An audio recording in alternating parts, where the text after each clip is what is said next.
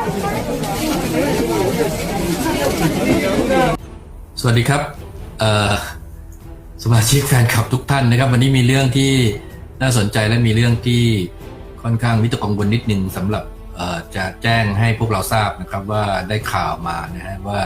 มีการระบาดของเชื้อหวัดจากอู่ฮั่นในตระกูลไวรัสโคโรนาไวรัสนะครับซึ่งจะทำให้เกิดภาวะสิ่งที่เราเรียกว่าไซโตไคน์สตรอมหรือภาวะที่มีการปอดอักเสบโดยการที่เราไม่มีภูมิต้านทานหรือเราไม่มีวัคซีนในการที่จะจัดการกับเชื้อหวัดสายพันธุ์ใหม่สายพันธุ์นี้นะครับแล้วก็ตอนนี้ก็ได้มีข่าวออกมาทางโซเชียลมีเดียนะครับก็มีผู้ที่เชื่อถือได้นะครับบอกผมว่าตอนนี้ก็มีเข้ามาในประเทศไทยบ้างแล้วนะครับ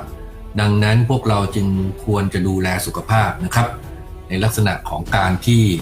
เราจะต้องทำให้ร่างกายเราแข็งแรงนะฮะเพราะว่า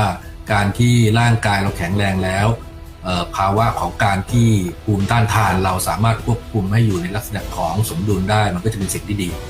การกระตุ้นของเชื้อหวัดก็จะทำให้เกิดลักษณะของสิ่งที่เราเรียกว่าไซโตไคน์สตอร์มก็คือการที่มีการหลั่งเอาสารสื่ออักเสบออกมาจำนวนมาก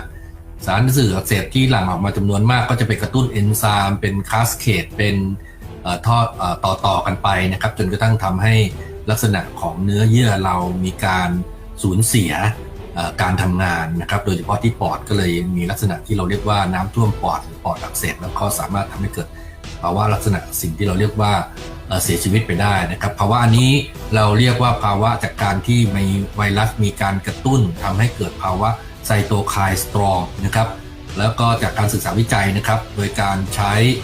เทคนิคทางชีวเคมีในห้องแลบนะครับเราได้รายงานมานะครับโดยการใช้เชื้อหวัดนะในตระกูล H1N1 ซึ่งเมื่อปี